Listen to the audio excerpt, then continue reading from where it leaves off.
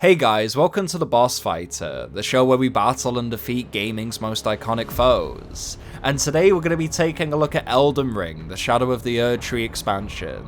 Now before I say anything, I just have to say that this expansion is by far one of the best, if not the best DLC I've ever played. It's absolutely fucking marvelous. The open world was so fun to explore, the builds were amazing, and the bosses, man, the bosses are some of the best we've ever seen in FromSoft's career. Anyways, on The Boss Fighter, we don't waste your time, so these are the Shadow of the Erdtree bosses ranked worst to best. Hope you guys enjoy.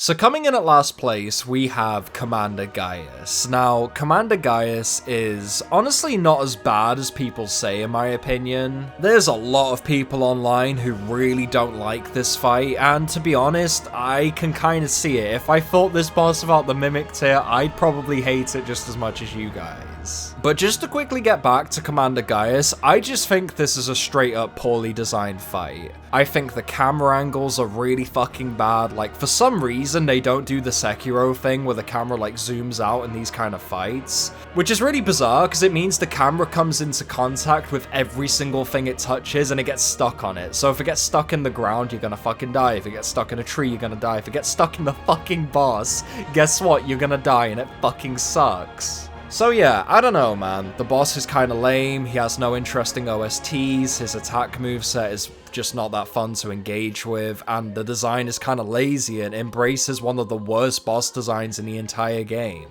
Let's move on.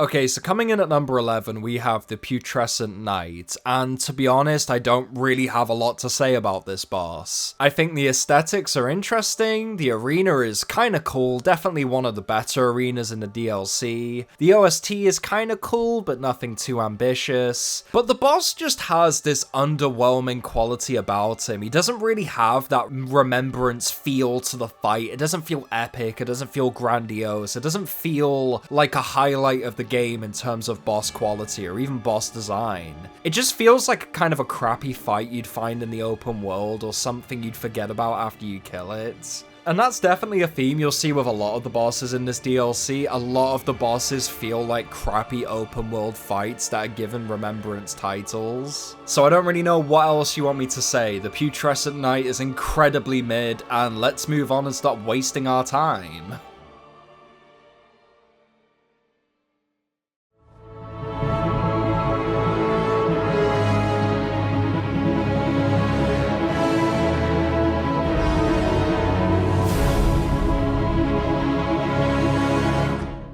So now we're finally entering the bosses, which I feel are not terrible, but they're kind of average, which is actually pretty good for a ranking like this. Usually we get to like 8 or 7 and that's when the bosses get good. So when they're getting good at 10, that's something I can definitely appreciate. But then again, the thing that really lets this fight down more than anything is the camera. If there's a boss that's almost 100 times larger than my character, I should have a camera that represents that scale. Sekiro did it, and I'm pretty sure Bloodborne did it too, so there's no reason why Elden Ring, a game that came out nearly a decade, half a decade more than Sekiro, shouldn't implement this basic camera feature. I have no idea why they're still not doing this, it makes no fucking sense, and it really lets this fight down. So let's move on.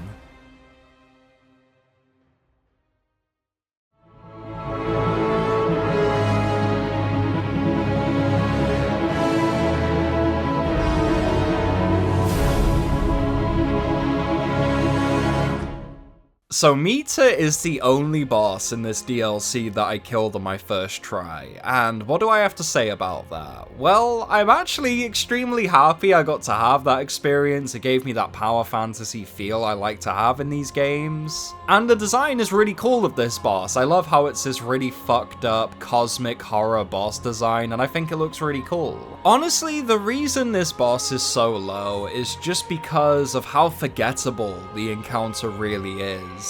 Unfortunately, what you have to do to reach this boss really drags it down and really sours the taste of going into this encounter, in my opinion. I don't know about you guys, but I'm personally not a fan of my arsehole getting absolutely shredded by paralysis spells. I think it's just boring, it's in your face, it's haha, we drag this out because we can. I don't know, it's just not very fun in my opinion. And when you finally get to the boss, it's over so quickly, it's almost disappointing considering of all the bullshit I had to do to reach it. It's a fucking shame, man, because this boss is actually quite good, it's just everything else that drags it down.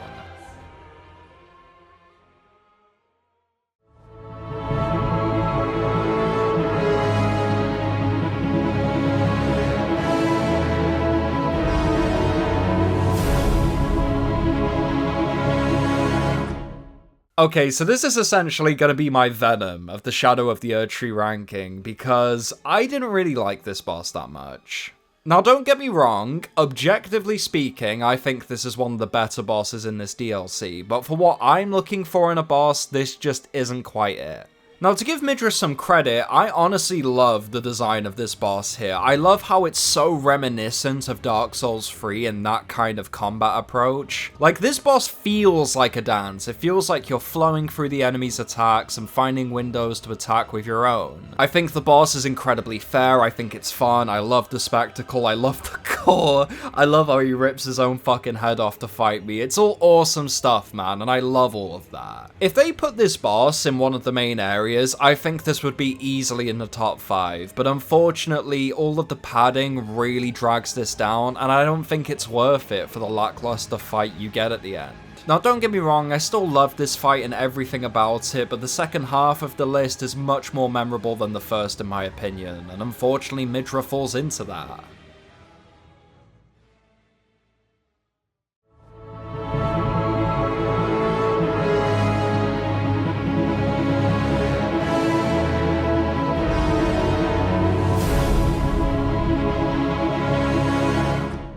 Okay, so coming in at the middle of the pack, we have Consort Radahn. Now, Consort Radahn is very strange. This is probably one of the weirdest fights in Elden Ring. It's a fight that's one of my favorites and one of my least favorites at the same time. It's a fight I want to constantly come back to, and then again, it's a fight I never want to touch again. I don't know how to feel about this one, and I'll explain why. So essentially, Radahn, everybody knows about Radahn. If you fucking watching the video, you've seen everyone talk about this boss already. You know the hype, you know the controversy. People think this is one of the strangest bosses in FromSoft history, and I completely agree. This fight has so many weird gimmicks and obnoxious twists that just really bring it down in the grand scale of the experience. This fight feels like all of FromSoft's worst qualities cranked up to 11, but then again, on a visual and presentation level, this is some of their best in their entire career, in my opinion. This is one of my favorite arenas in FromSoft history, this is one of my favorite OSTs in FromSoft's career, and it's one of my favorite designs out of any boss I've ever fought. I fucking love the aesthetics here. But then again, the gameplay is what makes or breaks a fight, and unfortunately the gameplay in this fight is really inconsistent. The first half is really memorable, it's awesome, it's fair, it's extremely punishing and rewarding in all the good ways a boss fight should be. But then again, the second phase happens, and then the second phase kind of fucks shit up. It ruins everything about what made this fight enjoyable in the first place, and I can't ignore that as much as I want to. Radahn took me over 200 attempts to defeat, over 15 hours of gameplay, and nearly a broken controller. And what I have to say from it is, I felt nothing. After beating Radahn, I felt absolutely nothing. I put the controller down, I had tremors in my body for around 25 minutes, and I strangely felt hollow. It was a weird experience, and it's something I don't know how to feel about, so if you guys can let me know in the comments what your experiences with Radahn was, I'd be very appreciative of that.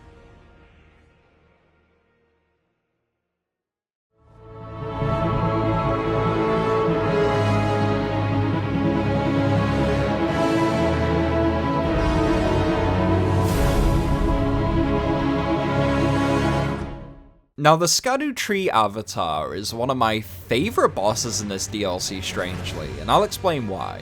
See, this DLC boss is really cool because it does something that Dark Souls 3 did. It delivered a gimmick, something that was unique to this boss and this boss only. And this boss has a unique gimmick where you have to kill it 3 times in a row. But the problem is you have to survive all 3 individual phases, and each subsequent phase is different and has its own challenges. What I love most about this boss is it genuinely feels like an endurance fight. You have to learn and master each individual phase to beat the boss, and that's something that can't really be said for the others. And I just have to say, the visual presentation of this entire encounter is absolutely marvelous. I love the way this arena looks. I think it looks fucking incredible. I love the way the avatar looks. It's kind of like a weird fucked up flower that can crush you, ram into you, throw spells at you. It's really cool, and I loved it. And I also had a really cool guy. I summoned a guy in for this fight, and he was cool. We spoke on Discord a little bit, and yeah, I made a friend out of this, so that's something else, I guess.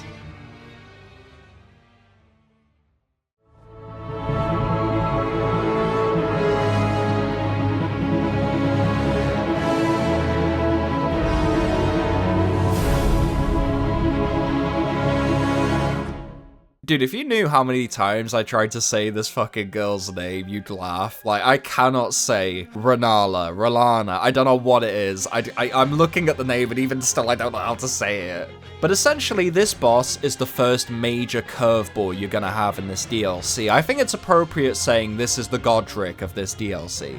And that's because Rennala is extremely aggressive. She has a flurry of attacks that will keep you off guard. She has so many AoE attacks. Her attacks can literally reach across the entire arena if you're not careful, which means you're always cautious and you're never safe in this fight. And because of that, healing is always an anxious move of desperation where you never know if you're gonna survive or you're gonna die, and I fucking love that.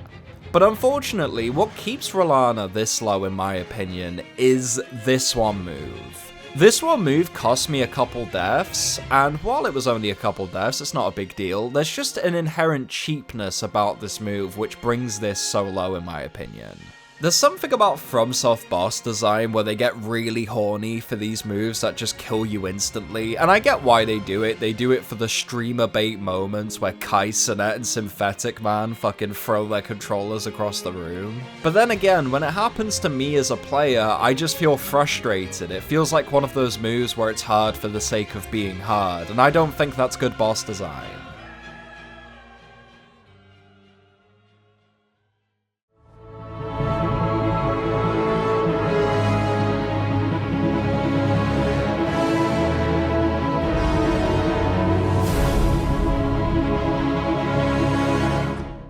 Now, there's something about the Scarlet Rotbird which kind of aggravates me, and that's the fact that not a lot of people talk about this fight, and for the love of me, I don't know why. It incorporates all the philosophies I love about FromSoft design. The boss isn't too aggressive, but it's extremely punishing. It has many phases, it has many AoE attacks, it has many varieties in its combat that throw you off guard. And it confuses you, and you'll die many times, and it feels like a boss that's really fun to learn in my opinion.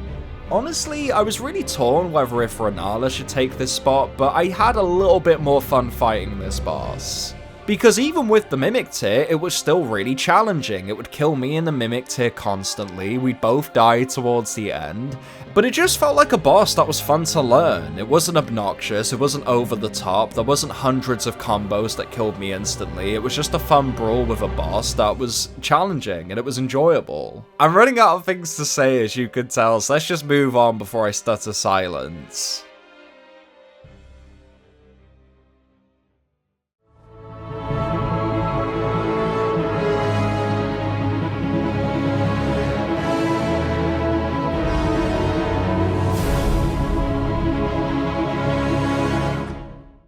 Now, this is probably the biggest hot take I have in this entire ranking, and that's where the Divine Beast Dancing Lion is. Now, I don't know why, but there's something about this boss I just fucking love. I love the way it looks, I love the design, I love the aesthetics, I love his aura-based abilities. I think they're so fucking cool. I want to make an entire build around the Divine Beast, because it's awesome. And his OST is one of the best in the entire game. It feels like something straight out of Sekiro, and I think that's awesome. However, the reason he's not any higher is the camera. For some reason, and I unfortunately don't have this on footage because I was stupid and I didn't record the fight, but my camera kept getting stuck in the ground. It kept getting stuck in there, and it'd get caught and it wouldn't move. It wouldn't follow my character, if you can believe it, which means I died a lot of times to unfair circumstances, and I think that sucks. Now, besides the camera, everything in this fight is excellent. The cutscene is grotesque and I love it. The design is awesome. The music is fucking excellent. Now, besides that tiny little nitpick, I just have to say that this fight is wonderful. It's one of my favorites, and straight after I record this, I'm gonna fight the second one, which I just found out existed.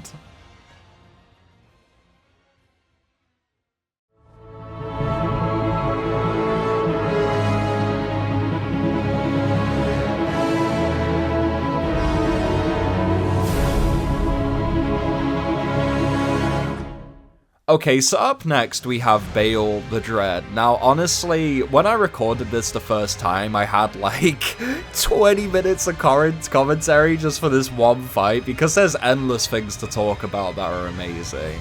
The run-up to Jagged Peak is fucking spectacular. It's an amazing set piece with some really cool encounters. Egon, the fucking summon who screams his lines of dialogue and probably got 3 days of lost voice because of that role. And the encounter itself is just so well designed, man. It feels like a boss that's actually fun to engage with, which can't be said for many of the other dragon bosses in this series. A lot of these dragon bosses have an issue where you kind of hack at their ankles, and that's pretty much all you do in the entire encounter. However, Baal gracefully doesn't have this issue. The best thing I have to say about Baal is I finally got what I wanted in this series, and that was a boss battle with a dragon that feels fair, feels fun, and most importantly feels memorable and has a spectacle that lives up to what fighting a dragon should be. Baal is one of my favorites in the series, and I can't wait to see how they evolve off this in the future.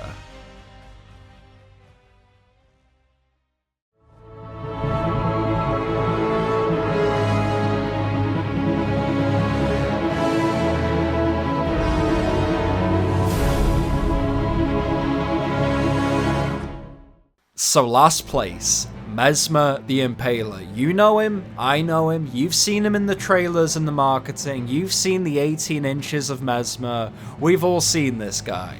So does he live up to the hype? Yes, fuck yes. Oh boy, this fight is good. It's fucking incredible, man.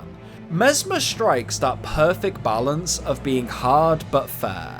You will die a decent number of times to this boss, definitely between 20 and 40, but through every single death you will learn and pick up on a new visual, a new attack pattern, something new to give you advantage in the next run. And that's something that can't be said for many of the boss fights in this DLC. But Mesmer incorporates the core philosophies and ideologies of FromSoft design and implements them to the encounter perfectly. Mesmer is without question one of the best bosses I've ever fought in any FromSoft game, or any video game for that matter, and it honestly was worth the price of admission alone.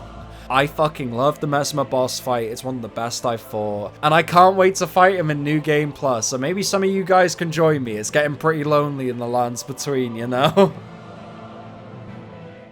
Anyways, what did you guys think? What was your least favorite and most favorite boss? Did you enjoy the DLC? Is it something you'll replay in New Game Plus? I can't wait to hear what you guys think about this DLC, because there's obviously been a lot of controversy surrounding it recently.